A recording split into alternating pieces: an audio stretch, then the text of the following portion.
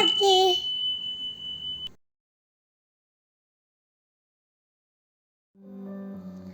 Shalom, damai di hati, sahabat yang dikasihi dan diberkati oleh Tuhan.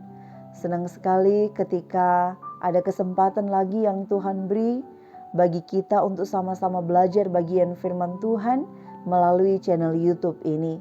Karena itu di saat ini, sebelum kita membaca dan merenungkan bagian firman Tuhan dari kitab Markus pasal 6 ayat 14 sampai 29 yang merupakan bahan perenungan bagi warga gereja Masihi Injili di Minahasa pada tanggal 27 Maret hingga pada tanggal 2 April tahun 2022 ini.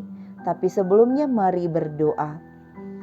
Terima kasih banyak Tuhan, Engkau sudah menjawab doa hamba, supaya kiranya Engkau memberi hamba kesempatan untuk kembali mewartakan firman lewat channel YouTube ini. Dan kiranya apa yang hamba lakukan saat ini boleh menyenangkan dan memuliakan nama Tuhan. Tolonglah kami oleh kuasa Roh Kudus-Mu, sehingga hati kami benar-benar menerima, dibuat paham oleh Tuhan tentang bagian yang akan kami baca, untuk kami renungkan dan untuk kami lakukan dalam hidup kami. Terima kasih Tuhan. Amin. Markus pasal 6 ayat 14 hingga ayat 29 oleh Lembaga Alkitab Indonesia diberikan judul Yohanes Pembaptis dibunuh. Raja Herodes juga mendengar tentang Yesus, sebab namanya sudah terkenal dan orang mengatakan Yohanes Pembaptis sudah bangkit dari antara orang mati, dan itulah sebabnya kuasa-kuasa itu bekerja di dalam dia. Yang lain mengatakan dia itu Elia. Yang lain lagi mengatakan dia itu seorang nabi sama seperti nabi-nabi yang dahulu. Waktu Herodes mendengar hal itu, ia berkata, "Bukan, dia itu Yohanes yang sudah kupenggal kepalanya dan yang bangkit lagi."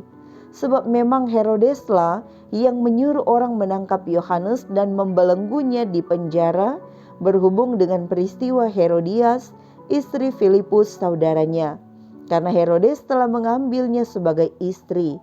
Karena Yohanes pernah menegur Herodes, "Tidak halal engkau mengambil istri saudaramu." Karena itu Herodias menaruh dendam pada Yohanes dan bermaksud untuk membunuh dia, tetapi tidak dapat. Sebab Herodes segan akan Yohanes karena ia tahu bahwa Yohanes adalah orang yang benar dan suci, jadi ia melindunginya.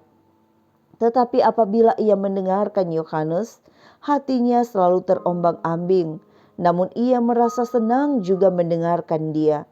Akhirnya tiba juga kesempatan yang baik bagi Herodias, ketika Herodes pada hari ulang tahunnya mengadakan perjamuan untuk pembesar-pembesarnya, perwira-perwiranya, dan orang-orang terkemuka di Galilea. Pada waktu itu, anak perempuan Herodias tampil lalu menari, dan ia menyukakan hati Herodes dan tamu-tamunya. Raja berkata kepada gadis itu, "Minta daripadaku apa saja yang kau ingini, maka akan kuberikan kepadamu." Lalu bersumpah kepadanya, "Apa saja yang kau minta akan kuberikan kepadamu, sekalipun setengah dari kerajaanku." Anak itu pergi dan menanyakan ibunya, "Apa yang harus kuminta?" Jawabnya, "Kepala Yohanes Pembaptis." Maka cepat-cepat ia pergi kepada raja dan meminta, "Aku mau supaya sekarang juga engkau berikan kepadaku kepala Yohanes Pembaptis di sebuah talam." Lalu sangat sedihlah hati raja, tetapi karena sumpahnya dan karena tamu-tamunya, ia tidak mau menolaknya. Raja segera menyuruh seorang pengawal dengan perintah supaya mengambil kepala Yohanes. Orang itu pergi dan memenggal kepala Yohanes di penjara. Ia membawa kepala itu di sebuah talam dan memberikannya kepada gadis itu, dan gadis itu memberikannya pula kepada ibunya.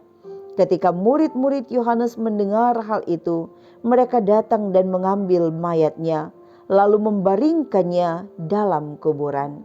Terpujilah nama Tuhan untuk firman-Nya yang suci dan mulia, yang boleh diperdengarkan di dalam kehidupan kita sekalian. Saudara yang diberkati oleh Tuhan, kita diajak untuk dapat merenungkan bagian firman ini dengan tema hindarilah dendam. Saudaraku, saat suatu teguran disampaikan di dalam diri kita, mari kita periksa apakah teguran itu berdasarkan suatu fakta yang benar dan bertujuan untuk hal yang baik, ataukah teguran itu adalah untuk menjatuhkan kita. Tapi kalau kita memperhatikan bagian dari kisah tentang Yohanes Pembaptis yang dibunuh, kita akan menemukan sesungguhnya ada suatu teguran yang bersifat untuk mendatangkan kebaikan. Seperti yang dikatakan di dalam kitab Amsal, bahwa sesungguhnya teguran dari orang yang berhikmat adalah teguran yang mendatangkan kebaikan bagi orang yang ditegur itu sendiri. Mari kita pelajari tentang kitab Injil Markus. Injil Markus ini ditulis oleh seorang yang bernama Yohanes Markus. Dia bukanlah salah satu dari murid-murid Yesus, tetapi dia adalah seorang yang juga turut menopang dalam pelayanan yang dilakukan oleh Petrus. Nah, saudara yang diberkati oleh Tuhan, kitab Injil Markus ini adalah kitab Injil tertua di antara semua kitab Injil yang ada. Dia ditulis pada tahun kurang lebih tahun 64 Masehi hingga pada tahun 70 Masehi. Nah, apa yang dikisahkan oleh Markus khususnya pasal 6 ayat 14 sampai 29 berbicara tentang ketika awalnya Herodes mendengarkan tentang berita Yesus yang sudah tersebar di mana-mana. Nah, Yesus memang telah mengajar dan oleh kuasa Allah di dalam Kristus Yesus ada mujizat-mujizat yang dilakukan memberi kesembuhan bagi banyak orang. Dan rupanya hal ini tersebar sampai di daerah Galilea di mana Herodes berkuasa. Herodes yang dimaksud bukanlah Herodes di masa Yesus masa kecil, karena Herodes yang di masa Yesus masa kecil adalah Herodes yang agung. Sementara Herodes yang dikisahkan dalam Markus pasal 6 ini adalah Herodes Antipas, anak dari Herodes yang agung. Herodes yang agung memiliki beberapa orang anak. Di antaranya adalah Herodes Antipas yang menjadi pembacaan kita di saat ini, tetapi juga ada seorang yang bernama Filipus, bahkan ada beberapa anak lainnya. Nah, saudara yang diberkati oleh Tuhan, bentuk alur cerita yang disampaikan di dalam kitab Markus pasal 6 ayat 14 sampai 29 ini disebut bentuk alur regresif atau alur sorot balik. Karena dia mulai pada akhir cerita dan kemudian dia kembali pada awal cerita yang menuntun untuk mengenal mengapa sampai ada kisah yang diceritakan pada awal itu.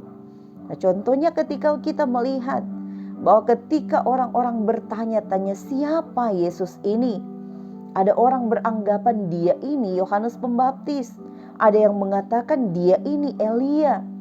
Tetapi dalam Matius dan Markus keduanya sama-sama mencatat bahwa Herodes mempertimbangkan bahwa Yesus ini adalah Yohanes yang telah bangkit kembali.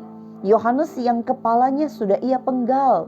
Tapi dalam kitab Lukas pasal 9 ayat 9 dikisahkan oleh kitab Injil Lukas bahwa Herodes sendiri ragu bahwa Yesus ini adalah Yohanes Pembaptis yang kepalanya sudah ia penggal. Hal ini bukanlah suatu hal yang bersifat kontradiksi, tetapi sesungguhnya hal ini mau menyampaikan, baik Matius, Markus maupun Lukas, mereka sama-sama mau menyampaikan bahwa ada kebimbangan, ada keraguan, ada pertanyaan yang timbul dari diri Herodes. Siapa Yesus ini? Kemungkinan dia adalah Yohanes Pembaptis. Nah, memang mengapa Herodes mempertanyakan tentang Yesus sebagai Yohanes? Ialah karena ia sudah melihat, ia mendengar banyaknya mujizat dan pengajaran yang sudah disampaikan tentang Yesus ini. Bahkan ia sendiri tahu bagaimana Yohanes sudah ia penggal. Diceritakan di dalam ayatnya yang ke-17 hingga ayatnya yang ke-20. Khususnya yang pertama kita pelajari dari ayat 17 hingga ayatnya yang ke-20. Di sini kita melihat bahwa Herodes menikahi seorang perempuan yang bernama Herodias. Herodes Antipas ini memiliki seorang istri yang bernama Pasailis. Sementara saudaranya yang bernama Filipus menikah dengan seorang perempuan yang bernama Herodias. Tetapi seiring berjalannya waktu, Herodes meninggalkan atau menceraikan Pasailis demi untuk memperoleh Herodias, istri saudaranya sendiri. Demikian pula Herodias, dia menceraikan Filipus demi untuk menikahi Herodes. Bagi Yohanes ini adalah suatu hal yang salah. Mengapa? Karena berdasarkan hukum Tuhan di dalam Imamat 18 ayat 16 disebutkan, janganlah kau simpatkan aurat istri saudaramu laki-laki, karena itu hak saudaramu laki-laki. Jadi sebenarnya tujuan dari apa yang ditegur oleh Yohanes ini ialah supaya Herodes tidak melakukan dosa. Sebab dia katakan tidak halal bagimu mengambil istri saudaramu laki-laki. Tapi sayangnya teguran yang disampaikan oleh Yohanes tidak diterima dengan baik oleh Herodes maupun juga Herodias. Terlebih Herodias, ketika dia mendengar hal itu, dia menaruh dendam kepada Herodes, kepada Yohanes. Bahkan dia berinisiatif untuk membunuh Yohanes. Berbeda dengan Herodes. Herodes memang tidak senang mendengar apa yang disampaikan oleh Yohanes. Tetapi ia segan untuk menghukum Yohanes berlebihan. Karena ia tahu bahwa Yohanes ini adalah seorang yang benar dan suci. Dan lagi ketika ia mendengarkan pengajaran yang disampaikan oleh Yohanes, sesungguhnya dalam hatinya ia merasa senang. Jadi ia dalam keadaan kebimbangan. Orang yang mendua hati, orang yang hidup dalam kebimbangan tidak akan tenang dalam hidupnya.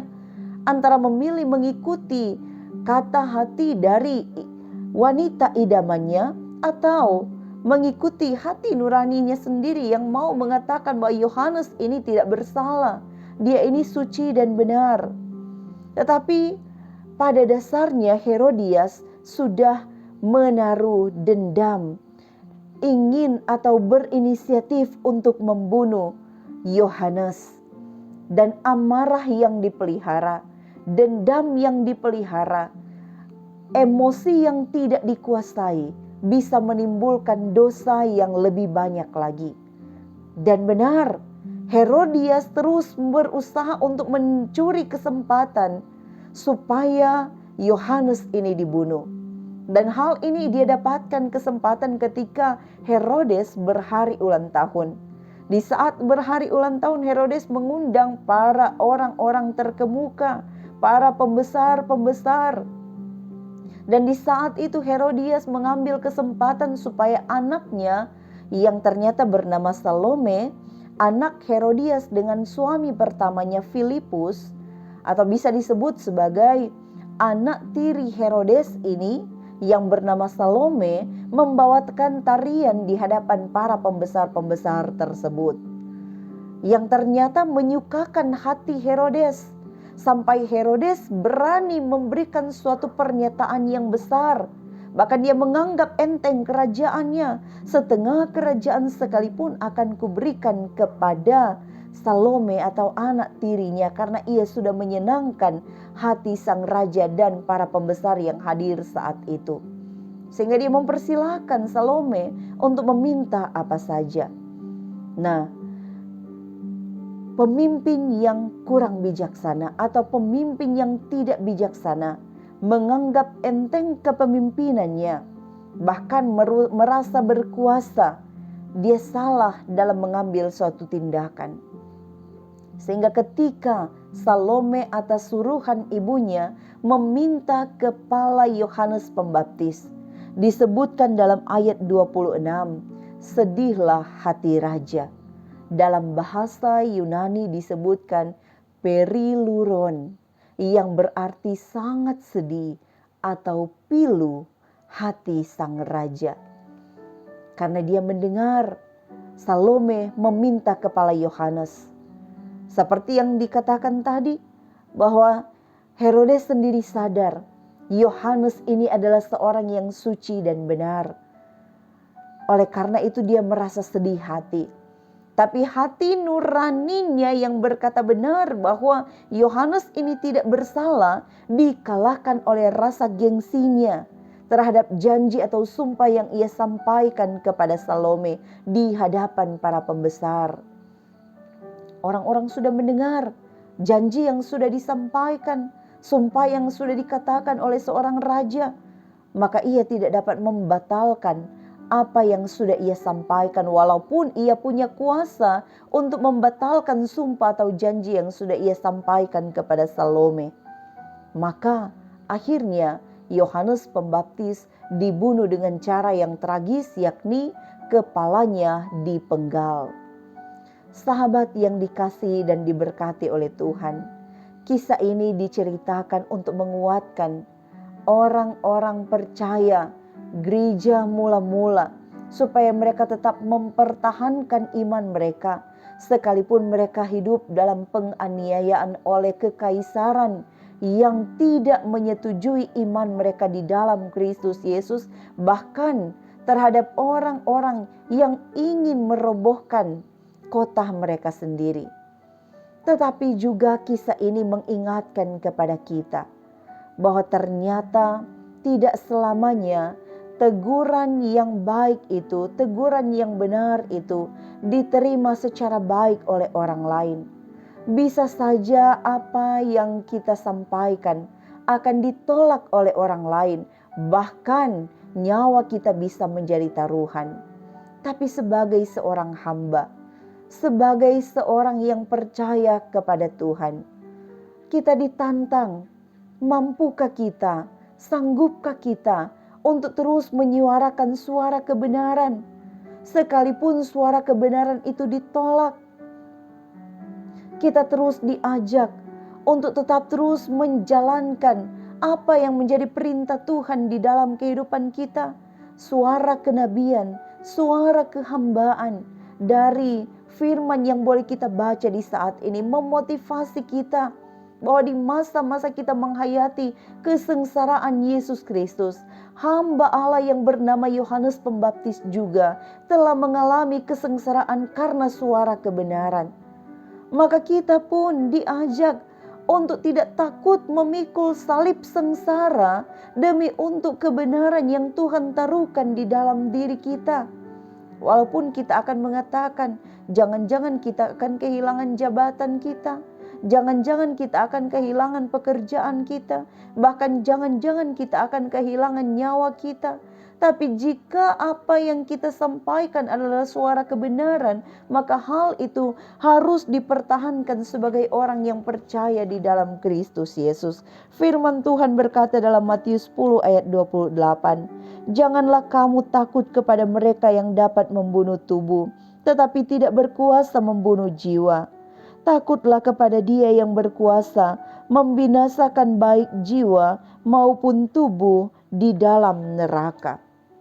Firman ini mengingatkan kepada kita untuk tetap terus melakukan apa yang menjadi kehendaknya Tuhan di dalam kehidupan kita sekalian.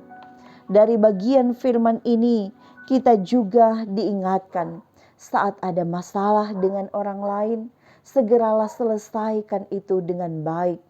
Tetapi yang terutama, selesaikan dulu masalah hati kita supaya tidak ada dendam. Hindarilah dendam. Karena dendam adalah suatu perasaan, kondisi emosi yang harus kita hindari di dalam kehidupan kita. Kondisi yang bisa membuat kita berbuat jahat terhadap orang lain di dalam kehidupan kita. Teguran yang mendidik harus kita terima dengan baik, sebab kisah ini juga mengingatkan kepada kita. Jangan abaikan hati nurani yang benar hanya karena gengsi terhadap orang banyak. Tuhan Yesus memberkati kita sekalian. Mari berdoa. Sengsaramu ya Allah di dalam Kristus Yesus mendatangkan keselamatan meski nyawa Yesus Kristus menjadi taruhannya. Demikian pula bagian firman, sengsara Yohanes Pembaptis sampai pada kehilangan nyawanya sendiri, justru menunjukkan bahwa Injil itu tetap kokoh di dalam kehidupan orang yang mempertahankan kebenaran. Kami rindu mempertahankan kebenaran itu, maka mampukanlah kami untuk tetap memiliki komitmen yang benar melayani Tuhan, tapi juga mampukanlah para pemimpin kami bertindak bijaksana. Demikian pula dengan kehidupan kami semua. Saat kami ditegur oleh firman Tuhan, biarlah hati kami terbuka untuk melakukan firman Tuhan. Dimuliakanlah nama-Mu Tuhan. Biarlah kasih karunia dan damai sejahtera di dalam nama Tuhan Allah yang adalah Bapa, Putra, dan Roh Kudus menyertai umat Tuhan. Amin.